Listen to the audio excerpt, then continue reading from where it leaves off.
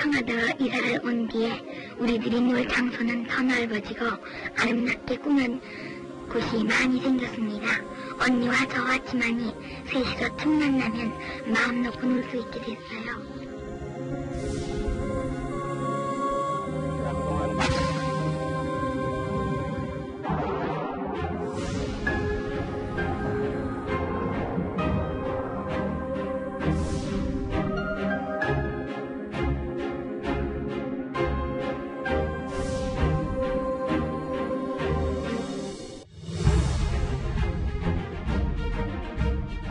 아버지께서 그렇게 노심초사하시면서 국민 여러분과 힘써서 이루신 공이 지금 이 어려운 시대를 맞아 무너져 내리고 있는 이때에 제가 작은 힘이지만 나라가 다시 바르게 튼튼하게 일어서는데 열과 성을 다 하겠다는 말씀을 드리겠습니다.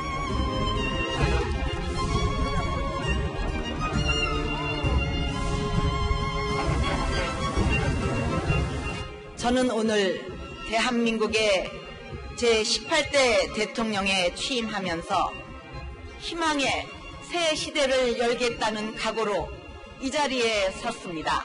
부강하고 국민 모두가 함께 행복한 대한민국을 만드는데 저의 모든 것을 바치겠습니다. 국회에서 대통령 탄핵 소추안이 가결되었습니다.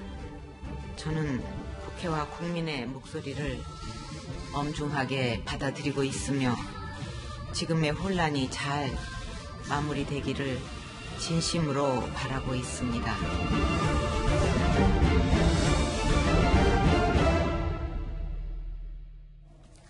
지난 1979년 불행을 등에 업고 떠났던 청와대에 다시 들어왔지만 또다시 그리 행복하게 나가지는 못한 것 같습니다.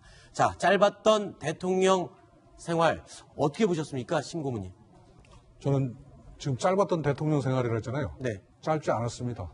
그렇습니까? 네, 대단히 우리 대한민국에서는 길었던 대통령 그런 생활이었고 지금 많은 사람들이 박근혜 대통령의 운명을 결정지을 네.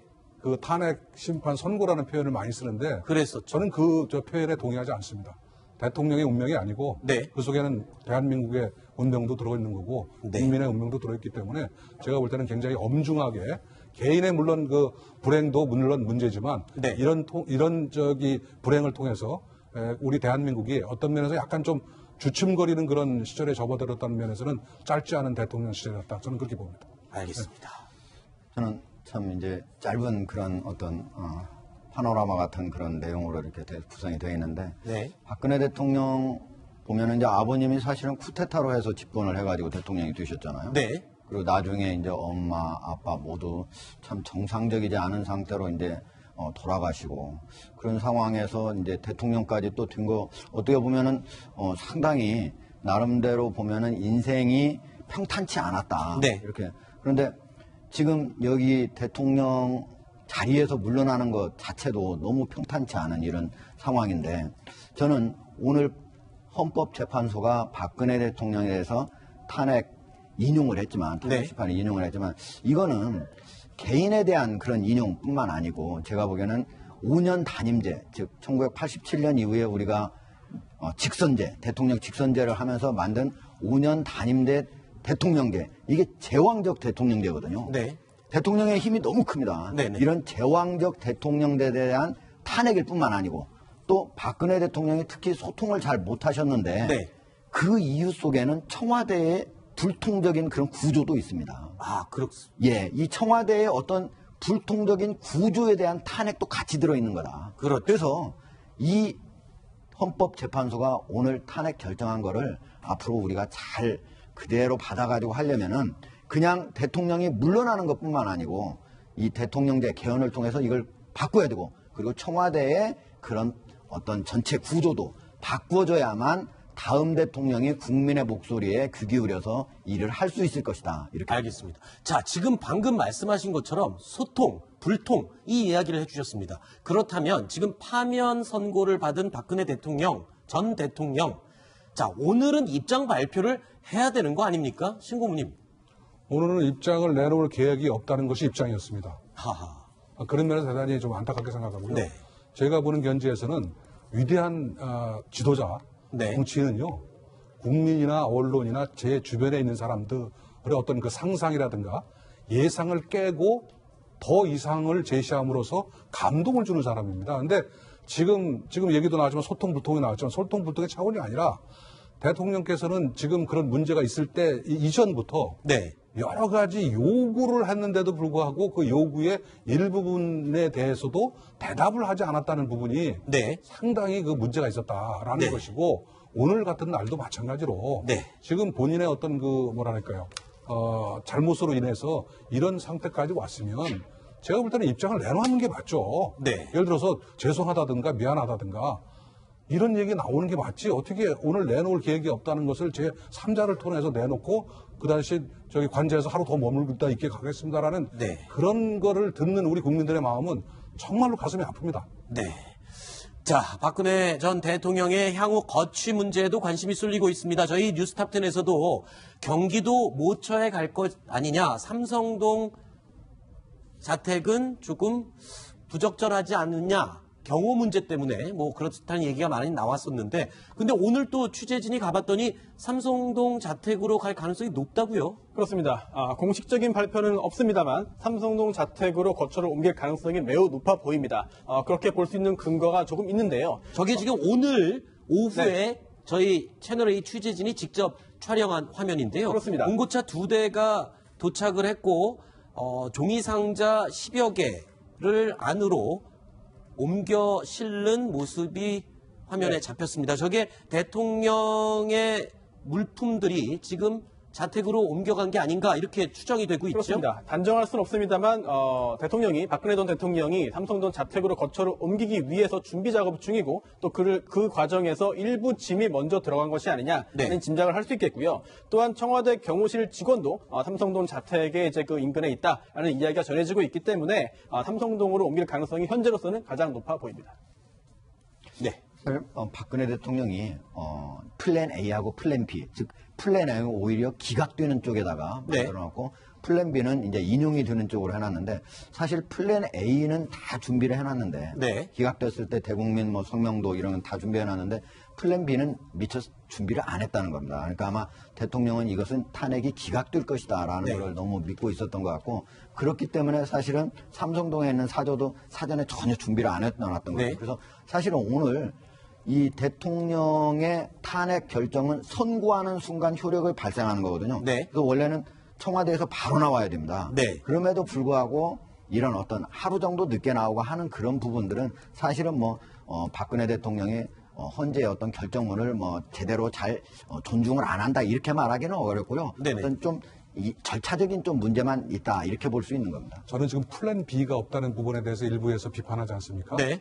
제가 만약에 대통령이라면 플랜 B를 준비하는 순간 그것이 리크가 돼서 아하. 여러 가지 문제가 났을 가능성이 높습니다. 그렇죠. 그러니까 플랜 B가 없었다는 것은 내가 볼 때 비난받을 대상은 아니고 네. 다만 이 플랜 B를 쓸 수밖에 없는 그 시점에서 빨리 쓰면 된다고 보는 네. 게 제 입장입니다. 그러니까 예를 들어서 오늘 인용 결정이 났다면 알겠습니다. 죄송합니다. 나가겠습니다. 네. 이것이 플랜 B의 가장 중요한 대응 방식이지 미리 예를 들어서 인용이 되면 어떻게 하겠다. 사저에 가겠다. 짐을 꾸리겠다. 이거는 알려져서 제가 볼 때는 엄청난 어떤 면에서는 또다시 뉴스가 됐을 것으로 보기 그렇군요. 때문에 그 부분은 제가 비난해서는 안 된다고 봅니다. 알겠습니다.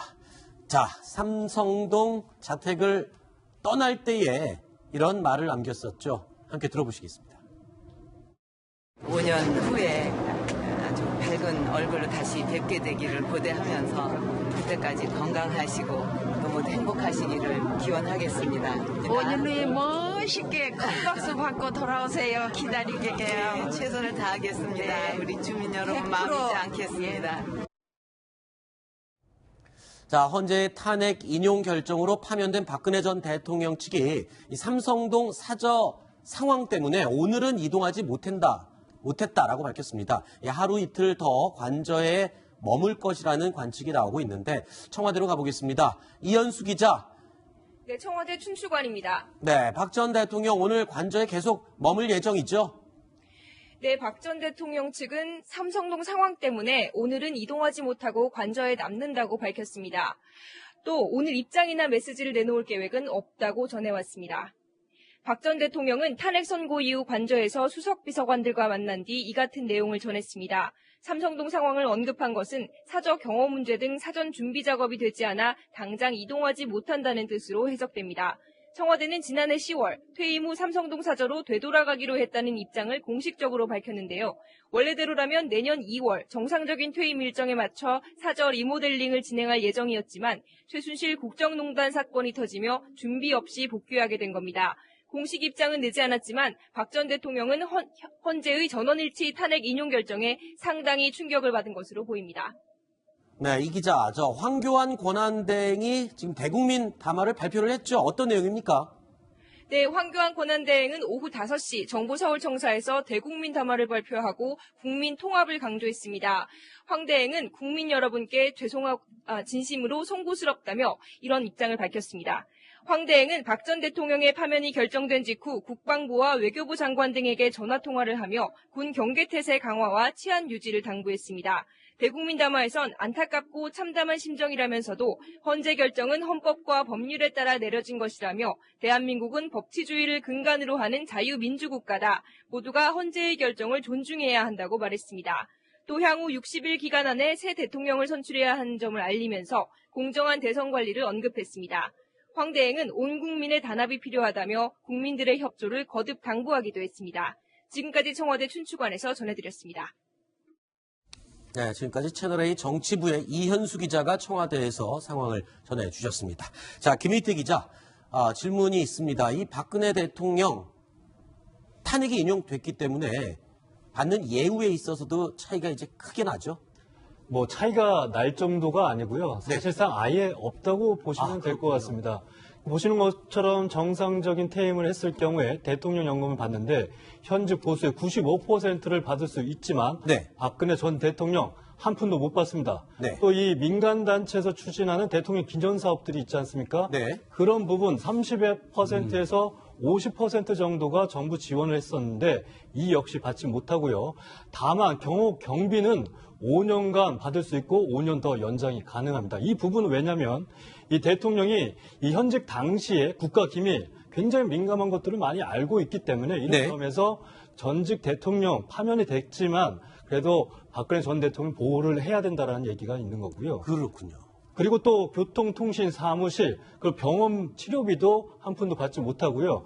비서관 3명, 운전기사 1명도 절대로 이런 예우, 전직 대통령으로 예우를 받지 못합니다. 이렇게 보면 만약에 박근혜 전 대통령이 삼성동 사저에 들어갔을 때 외부 일정을 있어가지고 밖으로 나갈 경우에 박근혜 전 대통령 택시를 타고 가면 청와대 경호원들은 뒤에 경호 차량을 타고 쫓아가야 되는 상황이 벌어질 수도 있습니다. 그렇군요. 그러니까 기본적인 경호 업무 외에는 모든 혜택을 다 박탈당한 그런 상황인 것 같습니다. 그런데 궁금한 게 있습니다. 대통령 연금을 받지 못하는 건 이해가 되는데요.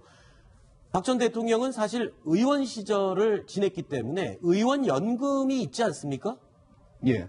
기본적으로 의원 하는 때는 원래 의원들의 연금이 있으니까 제가 보기에는 가능할 것 같은데 사실 그 부분이 법정적으로 어떻게 되나요? 그 의원 연금이라는 표현은 아닙니다만 사실상 이제 그 국회의원을 지냈던 그 원로 전직 의원들에게 연금 형식의 그런 금전이 지급은 됩니다. 그렇지만 해당 규정에 따르면 그렇게 국회의원직을 지내고 이른바 연금을 받을 수 있었던 자가 대통령이 된다면은 현직이든 전직이든 결국은 그 국회의원에게 지급되는 연금 유사 근무원은 받지 못하거든요. 그럼 자동으로 지워졌군요. 이미 받지 못하는 상황이었고요. 게다가 지금 파면 결정을 되었습니다만 전직 대통령이기는 마찬가지입니다. 따라서 대통령으로서의 연금도 받지 못하고 국회의원으로서의 연금도 받지 못하는 상황이 되었습니다. 그러면 어떤 연금을 받을 수가 있는 건가요? 국민연금이 제가 근데 지금 보니까 대통령이 탄핵이 되면 거의 모두 다 안 되도록 돼 있는데 심지어 병원의 치료도 못 받는다고 이렇게 돼 있는데 아마도 이제 치료를 못 받는 게 아니라 치료비 지원이 안 되는 거죠. 치료비 지원이 안 되는 걸로 이렇게 돼 있는데 아마도 이제 대통령이 탄핵되는 그런 상황은 아마 그동안에 거의 상정을 안 하고 했을 가능성이 있는데 아무리 탄핵이 됐다 하더라도 치료를 받는데 치료비를 지원하지 않는다. 이건 좀 너무한 것 같아요. 좀 바꿔서라도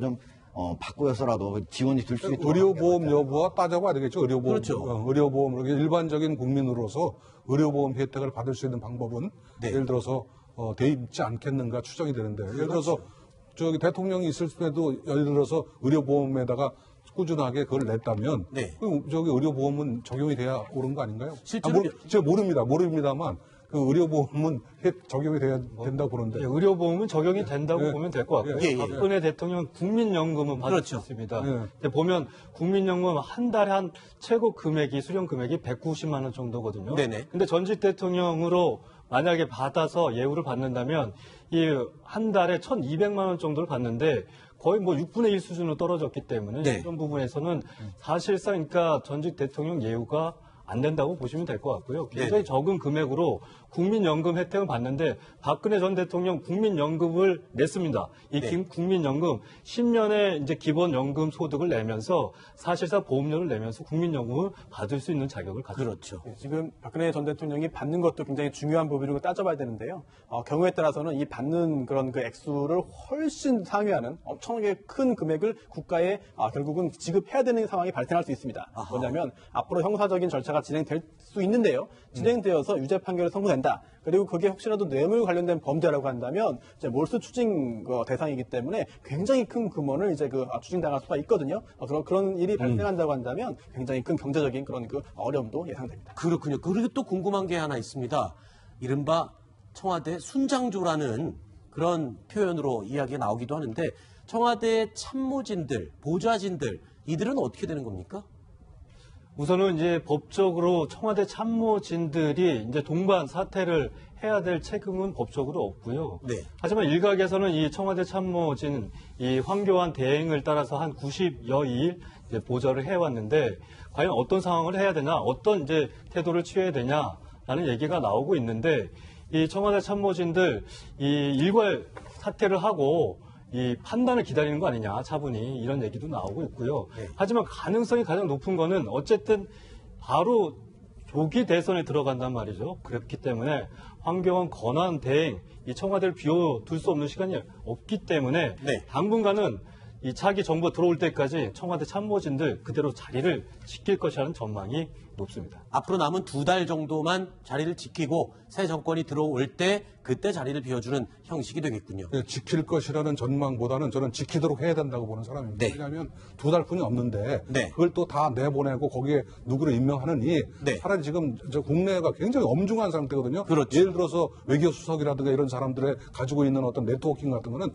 필요합니다. 김규현 수석 같은 경우는 아시다시피 오랫동안 있었기 때문에 필요합니다. 그런 경우는 제가 볼 때는 2달 정도는 충분히 대통령 권한대행이 활용하는 것이 제가 볼 때는 국익에 맞다는 생각을 갖고 있습니다. 알겠습니다. 자, 남은 순일 내용도 확인해 보겠습니다. 함께 보시죠.